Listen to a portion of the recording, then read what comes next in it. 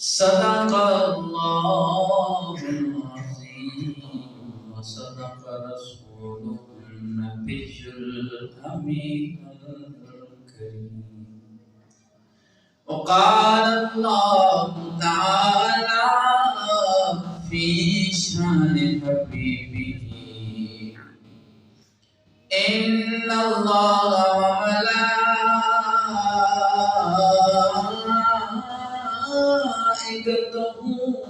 يصلون على النبي يا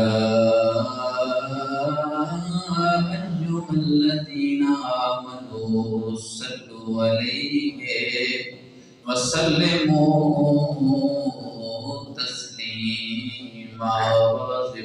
اللهم صل على سيدنا ومولانا محمد وعلى آل سيدنا ومولانا محمد وبارك وسلم عليه. الصلاة والسلام عليك يا سيدي يا رسول الله. الصلاة والسلام عليك يا سيدي يا حبيب الله. الصلاة والسلام عليك يا شفيع المذنبين وعلى آلك وأصحابك يا رحمة للعالمين.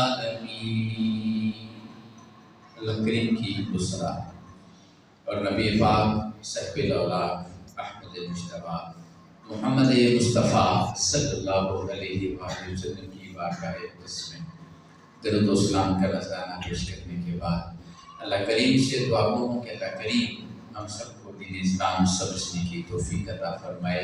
اللہ کریم ہم سب کو راہ حق پر چلنے کی توفیق عطا فرمائے.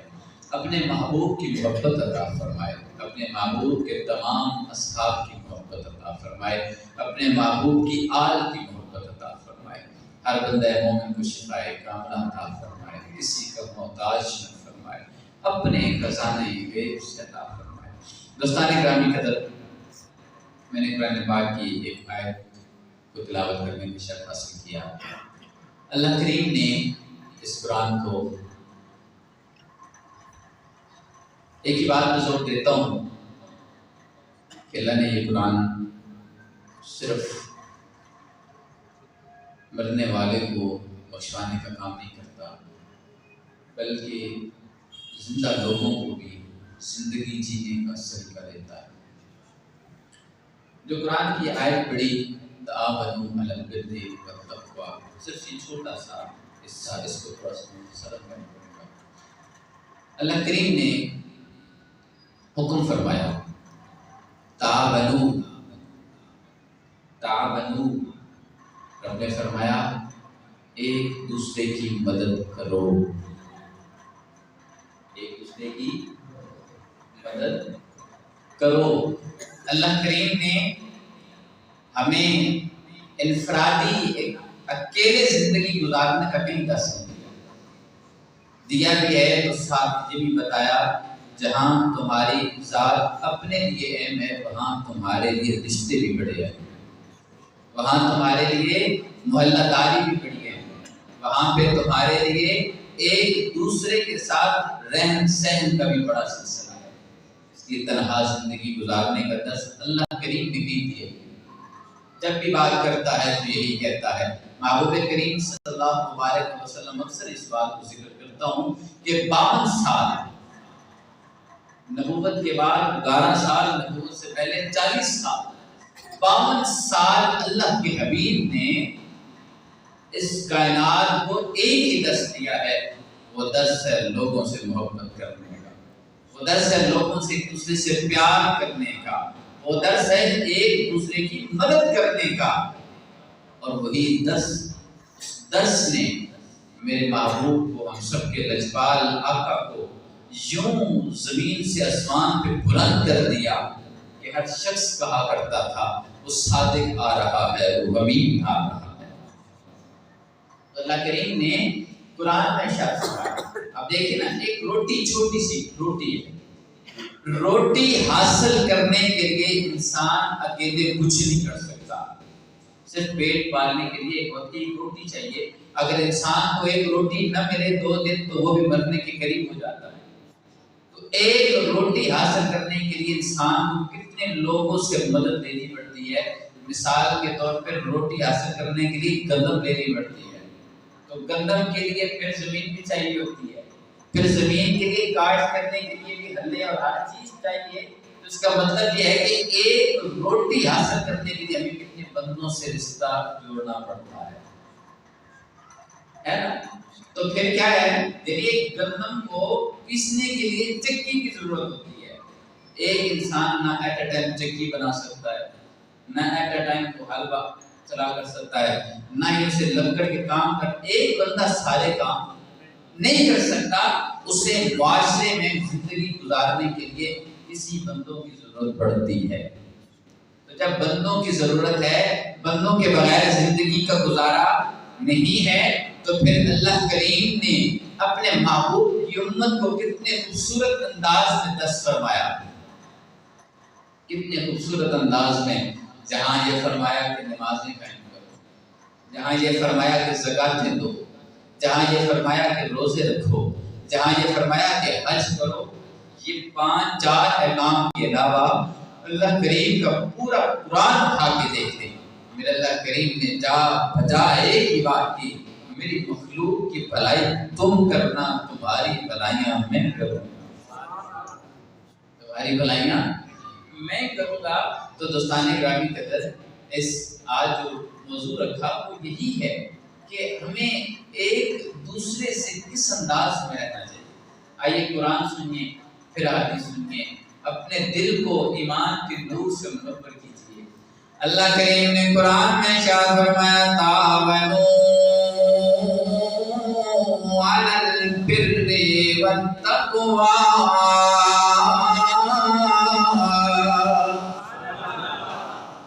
رب نے فرمایا اے میری مخلوق، میرے محبوب کا کلمہ پڑھنے والوں، تعاونوا، ایک دوسرے کی مدد کرنا، تعاون کرنا۔ ربا کن چیزوں میں تعاون کرنا ہے؟ رب فرما رہا ہے علی البر، نیکی پر، والتقوی، تقوی پر۔ اگر کوئی بندہ نیک کام کرنا شروع کرے، رب فرما رہا ہے ان کی ٹانگیں نہ کھینچنا، ٹانگیں نہ کھینچنا، بلکہ کیا کرنا، ان کی مدد کرنا، کہیں وہ نیکی سے پیچھے نہ ہٹ جائیں، تمہاری نیکی پہ ساتھ دینا، اس بندے کا نیکی پہ کام کرنا۔ ارے جو نیک کام کرے گا اس سے ثواب تو ملے گا، جو ساتھ میں مدد کرے گا سارا ثواب اس سے بھی مل رہا ہوگا۔ رب نے کیا فرمایا تھا؟ تعاونوا علی البر، نیکی پر۔ اب نیکی کیا ہے؟ ہر وہ کام جو قرآن و حدیث کی مخالف نہ ہو، ہر وہ کام جو قرآن و حدیث کی مخالف نہ ہو، اس کو نیکی کا کام۔ ہم ینگسٹرز ہیں، جوان بچے، اگر ایسے ایک بندہ جو ہے اگر وہ مسجد میں جانا شروع کر دے تو باقی سے کہتے ہیں بڑا مولوی بن گئے، ایسے کہتے ہیں، خود نہیں بنتے، خود نہیں بڑھتے، بھولا بھٹکا چلے گیا، ہم اسے یوں ٹوکے مار کے روک دیتے ہیں۔ یہ کام کون کرتا ہے؟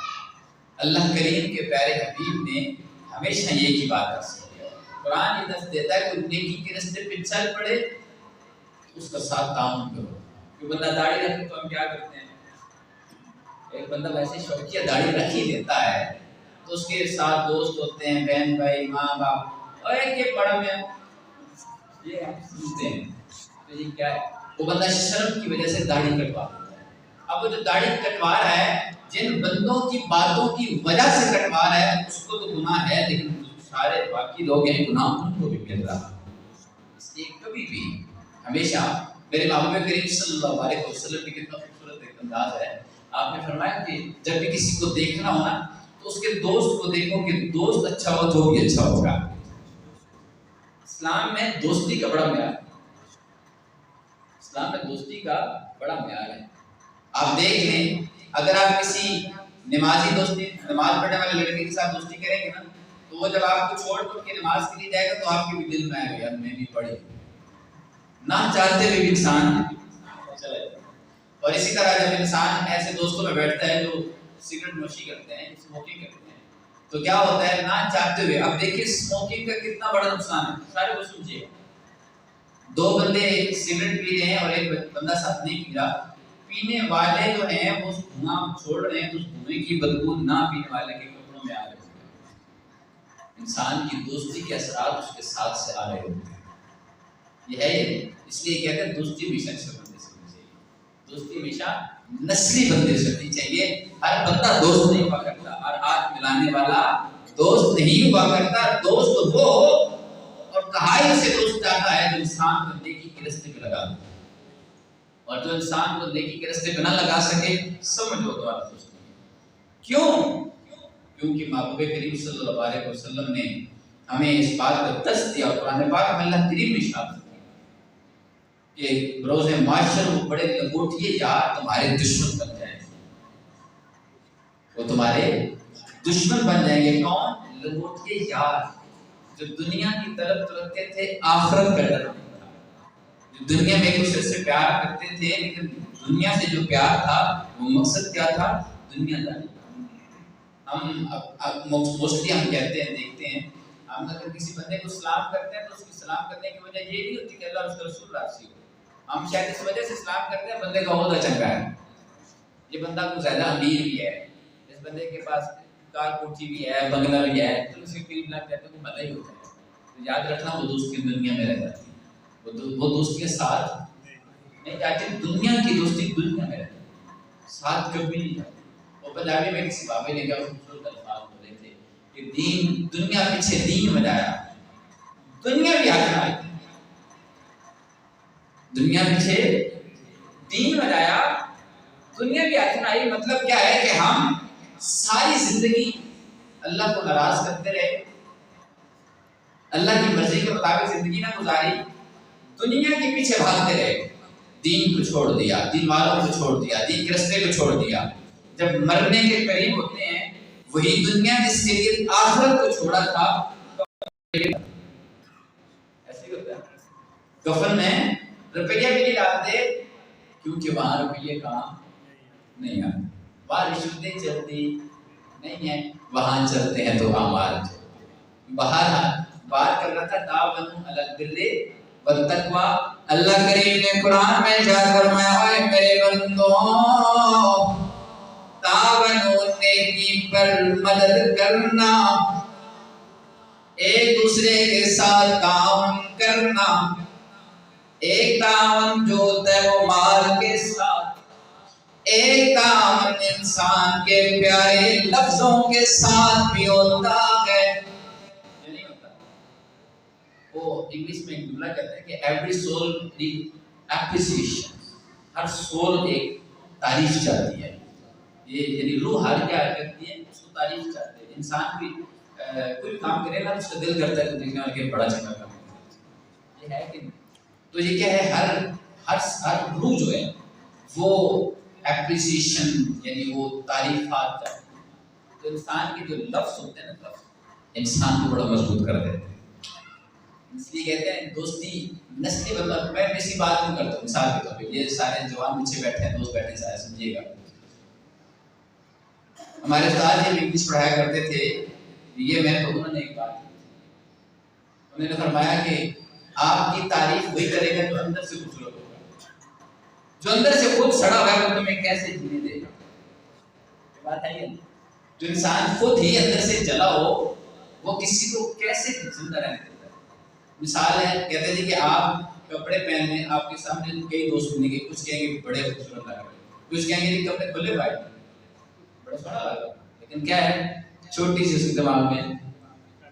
اب یہ کیا ہے بیسیکلی اگلا بندہ ٹھیک ہے لیکن وہ بندہ جو بات کر رہا ہے وہ اپنا آئینہ بتا رہا ہے کہ وہ کیا ہے. اس کی مثال کیسے؟ مومن کا آئینہ ہوتا ہے. مومن کا آئینہ ہوتا ہے. مثال بات سادی سی ہے، برتن کے اندر دودھ ہو تو پانی نہیں نکلتا، دودھ ہی نکلتا ہے. اور برتن کے اندر پانی ہو تو انسان دودھ کی تمنا نہیں کر سکتا. تو یہ انسان کے جسم کیا ہے؟ بھانڈا ہے، برتن ہے. اس کے اندر سے وہی نکلتا ہے جو اندر موجود ہوتا ہے، اور انسان کے اندر وہی موجود ہوتا ہے جس میں بھرا جاتا ہے. اور جو انسان بھرتا ہے وہی زبان سے نکلتا ہے. اور بھرتا کہاں سے ہے؟ اس کھوپڑی سے. یہ کھوپڑی کیسے بھرتی ہے؟ کانوں سے. یہ کان کیسے بھرتے ہیں؟ دوستوں سے، کمپنی سے. اس کمپنی سے جس میں ہم بیٹھتے ہیں. تو ہمیشہ کمپنی اچھی ہونی چاہیے کہ یہاں سے بات یہاں اچھی جائے، یہ اچھی جائے گی تو یہ اچھا ہو جائے گا، یہ اچھا ہوگا تو زبان اچھی ہو جائے گی. یہ ایک سرکل ہے. یہ کیا ہے؟ ایک سرکل ہے انسان کی زندگی کا. انسان جو سنتا ہے وہ سوچتا ہے، جو سوچتا ہے وہ بولتا ہے. یہی بات ہے. بہرحال تو اللہ کریم نے قرآن میں ارشاد فرمایا تعاونوا علی البر، نیکی پر ایک دوسرے کے ساتھ تعاون کرنا. ان رجلا جاء الی النبی صلی اللہ علیہ وسلم فقال یا رسول اللہ، ایک آدمی محبوب کے پاس آیا، عرض کی سنیا ایُّ الناس احب الی اللہ تعالی، کون سا بندہ اللہ کے نزدیک سب سے پیارا ہے؟ کس بندے کو اللہ کریم زیادہ پیار کرتا ہے؟ کس بندے کو اللہ کریم محبوب بناتا ہے؟ میرے محبوب نے فرمایا احب الناس الی اللہ انفعهم للناس. سونے اقبال نے فرمایا جو بندہ اللہ کی مخلوق کے ساتھ نفع دیتا ہے میرا اللہ کریم اس سے بڑا پیار کرتا ہے. کیا کرتا ہے؟ نفع دیتا ہے. کیا دیتا ہے؟ اور ہم کیا کرتے ہیں؟ ہم تو کہتے ہیں وہ بندہ پھنسے سے ہے کہ نہیں.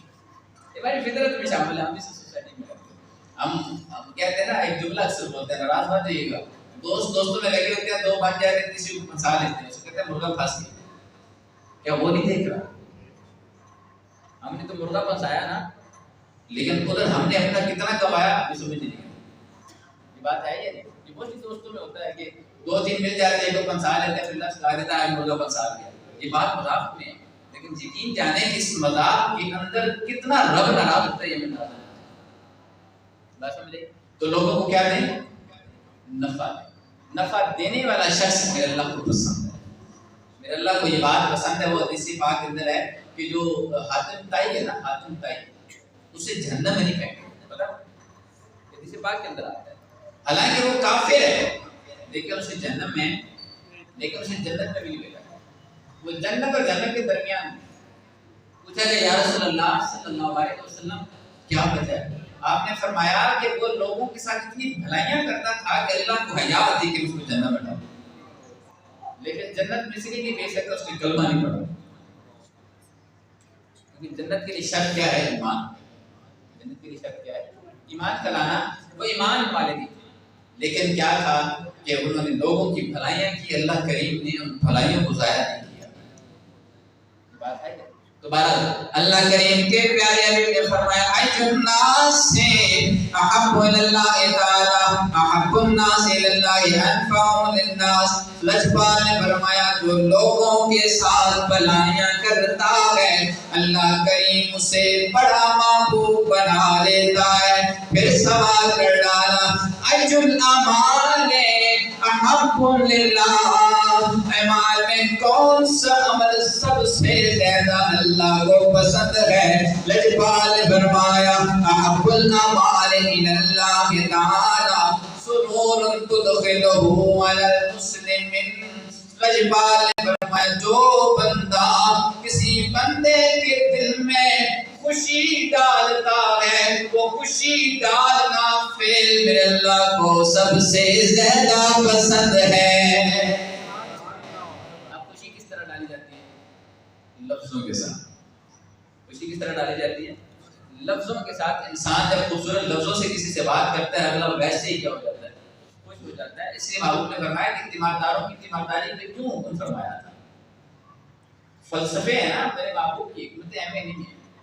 میرے محبوب کی حدیثیں اہم نہیں ہیں جو حکمتوں سے خالی ہیں، ان میں حکمتوں سے بھری ہوئی ہے. محبوب نے کیوں فرمایا کہ تیماردار کے پاس جاؤ، اس کی تیمارداری کرو اور اس کے پاس خوبصورت لفظوں سے اس سے باتیں کرو. کیا ہوگا؟ بیمار تو بیمار ہے ہی ہے، لیکن جب اس کے پاس جائیں گے اسے حوصلہ ملے گا. پھر جب باتیں خوبصورت کریں گے اس کا دل خوش ہوگا. جب اس کا دل بھی خوش ہوگا اسے حوصلہ ملے گا تو تمہارا جانا بھی ثواب، بولنا بھی ثواب، آنا بھی ثواب، بیٹھنا بھی ثواب، سانس لینا بھی ثواب. کتنی حکمتیں فرمائیں. اللہ اکبر. پھر آپ نے فرمایا جنازہ پڑھو. اب جنازہ پڑھنے کا کیا فائدہ تھا؟ ایک بندہ مرنے والا مر گیا، اس کا خاندان اس کو دفنایا، وہ کسی کام کا تھا نہیں تھا نا، فوت ہو گیا، بات ختم ہو گئی. لیکن محبوب نے فرمایا یہ فرض کفایہ ہے، سارے لوگ پہنچو سارے. کیوں؟ حکمت کیا ہے؟ کیونکہ ایک تکلیف میں سارے مل جاؤ گے، تکلیف بانٹ لو گے، اس کا دل بھی ہلکا ہو جائے گا. میرے محبوب نے ہمیں کہیں تنہا نہیں چھوڑا، ہمارے دین نے ہمیں کہیں تنہا نہیں چھوڑا. اکثر کہتے ہیں یار میری تنہا لائف ہے، اکثر کہتے ہیں میری مسجد کہا جاتا ہے یار میری تنہا لائف ہے. کیسی روٹی پاکی پوچھے گی تجھے تنہا لائف ہے. ہمیں پانی کے لیے بندے کے محتاج، روٹی کے لیے بندے کے محتاج، کھانے کے لیے بندے کے محتاج، آپ ہر چیز میں بندوں کے محتاج ہیں. تنہا لائف کہاں پہ ہے؟ تو یہ ایک بلنڈر ہے، ایک بلس چیز ہے. انسان جو کہتا ہے میری تنہا زندگی ہے، عجیب سی تنہا زندگی ہے. ہر تنہا زندگی تو جنگل میں جائیں تو کچھ نہیں ہے. تو میرے اللہ کریم کو تنہا جنگل میں رہنا پسند نہیں ہے. میرے اللہ کو پسند ہے تو اس بات کو پسند کرتا ہے کہ اس کو کہ بندہ اللہ کی مخلوق کے ساتھ بھلائیں. آئیے سنیے آپ کی سے بات، پھر اس کے بعد ایک مسئلہ بیان کروں گا کہ اللہ کریم کے پیارے حبیب نے کیا ارشاد. یہ لگاتار یہ حدیثیں ہیں. من جسر ان بعصر جسر اللہ علیہ دنیا والآخرہ. جب کوئی بندہ کسی بندے کی دنیا میں مشکل کو آسان کرتا ہے، اللہ کریم اس کی دنیا و آخرت کی مشکلات کو آسان کر دیتا ہے. من ساتر مسلم ساتر اللہ یوم القیامہ. آپ نے فرمایا کہ انسان دنیا میں کسی کے عیبوں پہ پردہ ڈالتا ہے، روز معاشر اور دنیا میں اللہ کریم اس کے عیبوں پہ پردے ڈال دیتا ہے.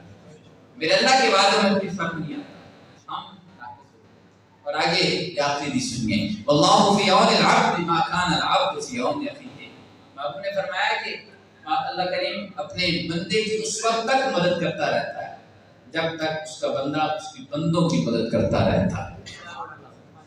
یعنی اللہ اس بندے کی مدد اس وقت تک کرتا رہتا ہے جب تک وہ بندہ اللہ کے بندوں کی مدد کرتا ہے. تو اب اس حدیثوں کو سامنے رکھ کے ایک نچوڑ نکالا جائے تو یہی ہے کہ جب انسان کسی بندے کی مشکل کو آسان کرتا ہے تو وہ کریم رب اس کی مشکل کو بھی آسان کرتا ہے. مشکل میں ہی انسان کے ساتھ کھڑا ہوتا ہے. خوشی میں تو ہر کوئی ہوتا ہے، مشکل میں کوئی ہوتا ہے. ایسے ہی ہے نا، اندھیرے میں کوئی ہوتا ہے، روشنی میں تو سارے ہی ہوتے ہیں. جب اندھیرا ہو تو پتہ تب لگتا ہے، کیونکہ اندھیرے میں تو سایہ بھی ساتھ چھوڑ جاتا ہے، اپنے ساتھ نہیں چھوڑتے. جو اپنے ہوتے ہیں وہ کبھی ساتھ، اس لیے کہتے ہیں دوستی ایسے لوگوں کے ساتھ رکھیں جو ہمیشہ آپ کا ساتھ دیں. تو بہرحال مطلقاً ایک چھوٹی سی بات جو اس معاشرے کی خوبصورتی ہے، جو اس معاشرے کو جوڑ کر رکھنے والی بات ہے، وہ یہی ہے تعاونوا علی البر والتقوی. ایک دوسرے کے ساتھ بھلائی کی مدد کرو، ایک دوسرے کے ساتھ نیکیوں میں مدد کرو. زبان کے ساتھ، بدن سے نہیں ہوتی تو زبان سے کریں، زبان سے کریں، مال سے کریں، لوگوں کے ساتھ اپنے آپ کے ساتھ اٹیچ کر دیں، ایک دوسرے کے ساتھ مل جائیں. یہ ہے زندگی، اس کو خوبصورت زندگی کہا جاتا ہے. وہ آپ نہیں دیکھتے کہ ایک میدان کے اندر جہاد جنگ ہونے کے بعد میدان میں 7 صحابہ تھے، ساتوں کے ساتوں پانی مانگتے. ایک کے پاس پانی لے کے پہنچے، جواب دوسری سائڈ سے آواز آتی ہے اب ساتوں کو پانی چاہیے، لیکن پیچھے سے آواز ہے الماء الماء حیث الماء. تو اس صحابی نے پانی نہ پیا، کہا کہ مجھے چھوڑے اسے پہنچا. یہ کیا تھی؟ قربانیاں تھی، یہ محبت تھی. وہ صحابی جو تھے جو پانی کھا کے ساتوں کی طرف پھر رہے تھے، پانی کسی نے نہ پیا، سارے جام شہادت نوش کر. یہ بتانا مقصد تھا کہ اپنی زندگیاں گزارنا یہ جانور کا کام ہے، ایک دوسرے سے پیار کر کے قربانیاں دینا یہ انسان کا کام ہے. اور ہم کیسے زندگی گزارے؟ آج پاکستان کس سٹیج پہ کھڑا ہے، ہم لوگ کس سٹیج پہ کھڑے ہیں. ہم نے کیا پاکستان کو دیا؟ ہم لوگ پاکستان کو کپے لفظ ہے وہی کہوں گا، برا بھی نہیں ہے، بجانے بھی ہوں، پاکستان کپے جدھر مرضی جائے، ہمیں اپنی زندگی گزار رہی ہے اور بروز معاشرت ہم نے پاکستان کا مل رہا ہے. میں سوال کے جواب نہیں دوں، لیکن یاد رکھیے گا ہم نے پاکستان کا جواب دینا ہے. یہ پاکستان میرے محبوب کا فیضان ہے اور اس پاکستان کے متعلق ہر شخص جواب دے ہوگا کہ اس پاکستان کے ساتھ کیا ہے. لیکن ہم اپنی زندگیاں گزارنے میں مست ہیں. ہم سے ہمارے مال کا، ہماری زندگی کا، ہماری جوانی کا حصہ ہوگا. اس لیے دوستان گرامی قدر، ایک دوسرے کے ساتھ پیار، اس چند زندگی کی چند گھڑیاں ہوتے ہیں. یہ کتنی زندگی ہے، آپ اندازہ لگائیں کون ہے آپ کے ساتھ درمیان میں 100 سال کا ہوا ہے؟ 100 سال یا نہیں ہو رہے، میکسیمم 60 ایئرز، 60 سال، 65 سال، 70 سال، بس. اور کم لوگ 70 سے اوپر گئے. یہ چل رہا ہے یار. یہ چھوٹی سی زندگی، ہم خوشیاں بھی نہیں بکھیر سکتے، ہم خوشیاں بھی نہیں بانٹ سکتے، ایک دوسرے سے پیار بھی نہیں کر سکتے. کیا زندگی ہے اس 60 سال کے بدلے میں ہزاروں سال کی زندگی بھی نہیں ہے. ہم سودا بھی نہیں کر سکتے، ہم سودے میں بھی ماہر نہیں ہیں کہ 60 سالوں کی زندگی کا سودا ہزاروں سالوں کے ساتھ کرنا ہے. تو یہ بھی نہیں پتا کرنا کیسے ہے، اور پھر ہم تیز بن رہے نہیں. دوستان گرامی کی طرح یہ چند دنوں کی گھڑیاں ہیں، ان کو صرف خوشیاں بکھیرتے گزرتا ہے. کسی نے نہیں یاد کرنا. یاد کو کرے گا تو اچھے لفظوں میں اسی کو یاد کرے گا جس نے لوگوں سے دعائیں لینا سیکھی. جو لوگوں سے دعائیں لیتا ہے، جو اپنے ماں باپ کو راضی کرتا ہے، جو دوستوں کو راضی، بہن بھائیوں کو راضی کرتا ہے، رشتوں کو راضی کرتا ہے، یقین جانے اسی کو یاد رکھتا ہے. اللہ کریم سے دعا کروں کہ اللہ کریم ہم سب کو دین اسلام سمجھنے کی توفیق عطا فرمائے. اب آخر پہ میں نے پچھلے جمعے ایک موضوع شروع کیا تھا نماز کے حوالے سے کہ مجھے ایک ویڈیو بھی آئی تھی 2 نمازوں کو اکٹھا کرنا. اس چیز کے متعلق میں نے شروع کیا تھا اور اس میں میں نے صرف سوالات چھوڑے تھے، جوابات نہیں دیے. آج مکمل اس پہ شروع کرتا ہوں. آخری یہ 10 منٹ ہے، غور سے سنیے گا. ایک حدیث پاک ہے جو ترمذی شریف کے اندر ہے، سارے غور سے سنیے گا. میں نے اسی کا حوالہ دیا، آپ اسی کو سامنے رکھ کے پھر چلوں گا. حضرت علامہ اسحاق صاحب نے وہ حدیث پڑھی، ترمذی شریف کی حدیث پاک ہے کہ محبوب کریم صلی اللہ علیہ وسلم نے ظہر و عصر اور مغرب و عشاء ملا کے پڑھی بغیر کسی عذر کے، بغیر سفر کے. تو انہوں نے ساتھ یہ بھی کہا کہ ہم نے لوگوں کو کیوں تنگ کر رکھا ہے کہ لوگوں کو چاہیے کہ وہ بھی نمازیں ملا کے پڑھ لیں. ایک یہ بات تھی. پھر دوسری مجھے ایک ویڈیو شیئر کی گئی جس میں انجینئر صاحب تھے جنہوں نے کہا کہ قرآن پاک میں 3 اوقات کا ذکر ہے، 5 تو نہیں. بنی اسرائیل کو ذکر کہ بنی اسرائیل کے اندر 3 اوقات کا ذکر ہے. اس نے آیت نہیں پڑھی، مطلب شروعی چھوڑ. میں آیت پڑھوں گا، بنی اسرائیل کی صورت میں سے آیت پڑھوں گا. آیت پڑھنے کے بعد پھر میں سوال بھی کروں گا، سمجھیے گا بہت سے، پھر اصول سمجھاؤں گا. بس اللہ کریم سے دعا کروں کہ اللہ کریم ہمیں عالم دین عالم عطا فرمائے اور ہمیں تھوڑا سا شعور عطا فرمائے. بیسک چیزیں ہمیں شعور عطا فرمائے. اس نے کہا کہ بنی اسرائیل میں جو صورت ہے اس کے اندر صرف 3 اوقات کا ذکر ہے، 5 وقتوں کا ذکر ہی ہے. اس نے آیت نہیں پڑھی، میں آیت پڑھتا ہوں. اقیم الصلاۃ لدلوک الشمس الی غسق اللیل. یہ لفظ لدلوک الشمس الی غسق اللیل، نمازیں قائم کریں سورج کے ڈھلنے سے لے کر رات کی تاریکی تک. کیا لفظ ہے؟ سورج کے ڈھلنے سے لے کر رات کی تاریکی تک. اب اس سے 2 کون سے وقت مراد ہو رہے ہیں مجھے نہیں سمجھ. علماء کو بھی نہیں سمجھ آ رہی، ایک اس بندے کو سمجھ آئی کہ صرف 2 اوقات ہیں. پھر آگے اس نے کہا، یہ قرآن پاک کی آیت ہے، وقرآن الفجر، یعنی ایک فجر کا ذکر ہے، ایک سورج کے ڈھلنے کا ذکر ہے، اور ایک رات کی تاریکی یعنی 3:40 والا ذکر ہے. اب یہ 3 ذکر ہیں جو بقول اس بندے کے. اب اس کا ترجمہ کیا ہے وہ سمجھیے. اللہ کریم نے ارشاد فرمایا اقیم الصلاۃ، نماز قائم کرو سورج جیسی ڈھلے اس ٹائم سے لے کر طلوع فجر تک نماز قائم کرو۔ اب مجھے بتائیں یہ وقت بتایا جا رہا ہے کہ سارا ٹائم بتایا کس ٹائم کے دوران نماز قائم کرو۔ زہر کا وقت شروع ہوتا ہے 12:20 ختم ہوتا ہے 5 بجے تک، اس دوران نماز پڑھو۔ تو یہ پورا کیا بتایا جا رہا ہے؟ ٹائم بتایا جا رہا ہے، نہ کہ اوقات بتایا جا رہا ہے کہ ٹوٹلی نہیں ہوتا۔ لِطُلُوعِ الشَّمْسِ، سورج کے ڈھلنے سے لے کر اِلیٰ غَسَقِ اللَّیْلِ، رات کی اگر یوں سمجھیں کہ وقت کی مراد ہے تو پھر ایک وقت تو زور والا سورج کے ڈھلنے والا وقت عشاء کی نماز ہم صبح پڑھیں گے۔ پھر عشاء کا مغرب کا ٹائم کدھر گیا؟ مغرب کا ٹائم کدھر گیا؟ عصر کا ٹائم کدھر گیا؟ کہیں بھی نہیں ہے۔ پھر عشاء کی نماز کہاں شروع ہونی چاہیے؟ رات صبح جب رات کی تاریکی ڈھل جائے۔ تو یہ کامن سینس کی بات ہے۔ اللہ کریم نے ایک وقت بتایا اس ٹائم سے اس ٹائم کے دوران نمازیں ادا کرو۔ اب بات سمجھے؟ یہ تھا بنی اسرائیل۔ اب ایک اور آیت ہے وہ بھی سمجھیے گا۔ اللہ کریم نے پہلے قرآن پاک میں ارشاد فرمایا، اب یہ بڑا مسئلہ سمجھیے گا اور سے، اقیم الصلاۃ طرف النہار وزلفا من اللیل، نماز قائم کرو دن کے دونوں کناروں میں۔ دن کے دو کون سے کنارے ہیں؟ ایک جب سورج طلوع ہو رہا ہے اور ایک سورج ڈوب رہا ہے، ان دو کے درمیان یعنی یہ طرف النہار بنتا ہے کہ دن کے دونوں طرفوں میں نماز ادا کرو۔ ایک فجر کی ہوگی ایک مغرب کی ہوگی۔ آگے کیا فرمایا؟ وزلفا من اللیل، اور ایک رات کے ابتدائی حصے میں۔ پھر عشاء ہو گئی۔ اب اس میں زور اثر پھر نہیں ہے، پھر تو صرف یہی رہا نا کہ فجر ہوئی، مغرب ہوئی، عشاء ہوئی، تین کیوں بن گئی؟ اب پچھلی جو میں نے آیت پڑھی اس میں لِطُلُوعِ الشَّمْسِ، سورج کے ڈھلنے والی بات آ گئی، اب زور وہاں پہ آ گئی۔ اگر چھوڑ ہی رہے ہو تو سمجھو نا بالکل ہی بات ہو۔ زور کا ذکر وہاں پہ ہو گیا، مغرب کا ذکر وہاں پہ ہو گیا، فجر کا بھی ہو گیا، عشاء کا بھی، اب اثر رہ گئی ہے، اثر رہ گئی ہے۔ وہ کہتے ہیں نماز میں 5 ذکر نہیں ہے، میں نے 5 نکال لیے کہ نہیں، ابھی 5 نکالتا ہوں۔ اللہ کریم نے قرآن پاک میں ارشاد فرمایا، حافظوا علی الصلاۃ والصلاۃ الوسطیٰ، درمیانی نماز کی حفاظت کرو۔ اب یہ درمیانی نماز کون سی ہے؟ 5 نمازیں لکھنی گئی۔ اب قانون سمجھیے گا، میں صرف قانون سمجھوں گا، آخر پہ حدیث بیان کروں گا۔ قانون یہ ہے، اللہ کریم نے ارشاد فرمایا لِطُلُوعِ الشَّمْسِ اِلیٰ غَسَقِ اللَّیْلِ، سورج کے ڈھلنے سے لے کر رات کی تاریکی تک اس دوران نمازیں ادا کرو، باقی کو چھوڑ کے ذکر نہیں کیا۔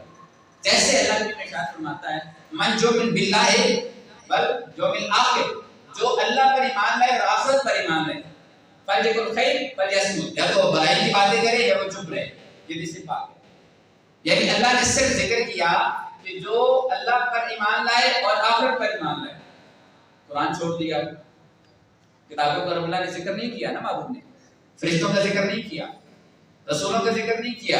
تو اس کا مطلب یہ ہے کہ جو صرف اللہ پر ایمان لائے اور آخرت پر ایمان لائے وہ مومن ہے۔ رسول کو مانے نہ مانے، قرآن کو مانے نہ مانے، فرشتوں کو مانے نہ مانے، کیا اس کو مومن کہہ سکتے ہیں؟ تو یہ 2 باتوں کا ذکر کیا، باقی کو کیوں نہیں ذکر کیا؟ یہ قانون ہے، ابتدا اور انتہا کو ذکر کر کے درمیان والوں کو سمیٹ دیا جاتا ہے۔ یہ عربی کا قانون ہے۔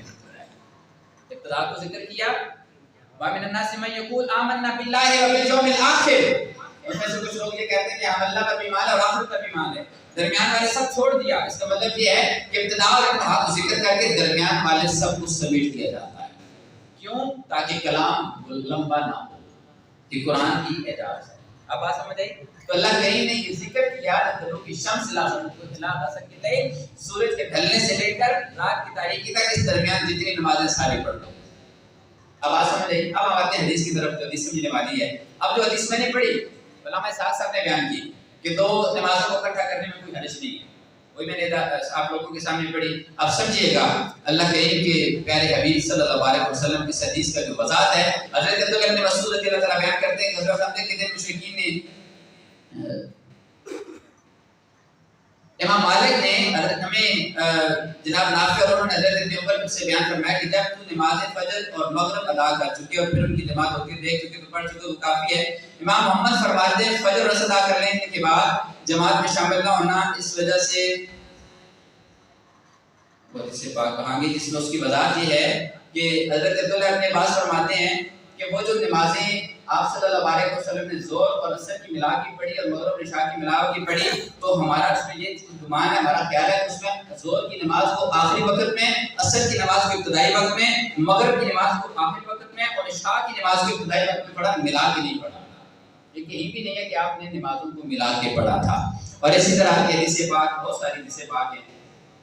حضرت جابر بن عبداللہ سے روایت ہے، حضرت عبد الخطاب فرماتے ہیں کہ یوم خندق سورج غروب ہونے کے بعد حضور اکرم صلی اللہ علیہ وسلم کی خدمت عالیہ میں حاضر پر کفار قریش کو برا بھلا کہہ رہے تھے. حضور کی عرض کی، حضور میں نے نماز اثر نہیں پڑھی اور سورج غروب ہو چکا ہے. اس پر آپ نے فرمایا خدا میں نے بھی نہیں پڑھی. آپ بتانے کی طرف اٹھے، ہم نے بھی، اور ہم نے بھی وضو کیا، اس کے بعد ہم نے اثر پڑھی اور پھر مغرب ادا کی.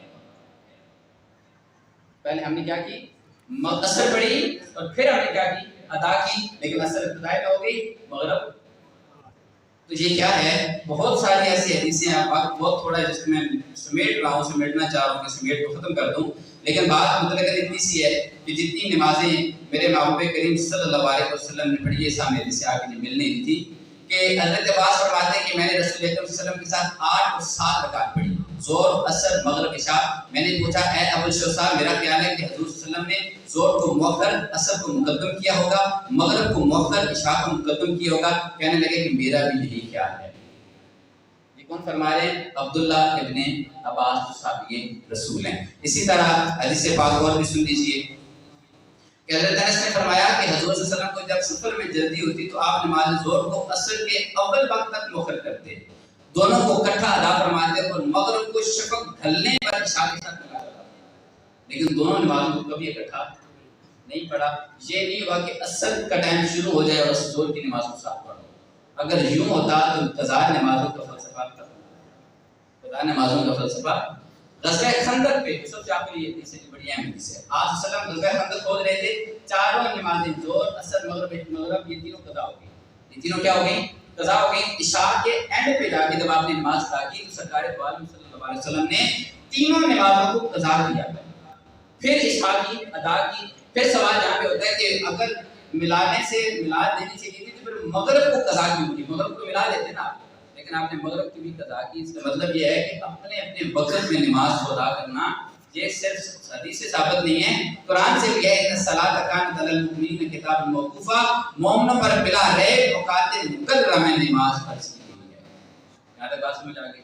اس لیے نمازوں کو الگ الگ پڑھنا یہ کہاں سے ثابت ہے؟ حدیث سے. اور حضرت عمر بن فاروق رضی اللہ تعالیٰ عنہ آپ نے باقاعدہ یہ فتویٰ عطا فرما دیا کہ دونوں نمازوں کو ملا کر پڑھنا یہ حرام ہے. کیا میرے محبوب کے صحابی کو نہیں پتا تھا ان حدیثوں کا؟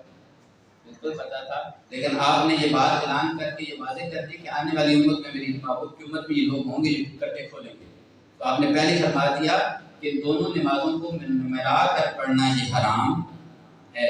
آپ نے واضح کر دیا. دوبارہ میں نے سپیڈ لگائی، پتہ نہیں کتنے دوستوں کو سمجھ آئی ہے کتنے کو نہیں ہے، لیکن مطلقاً جواب اتنا سا ہے کہ دو نمازوں کو ملا کر پڑھنا ایک وقت میں یہ کہیں بھی ثابت نہیں ہے، کہیں کسی حدیث میں ثابت نہیں ہے.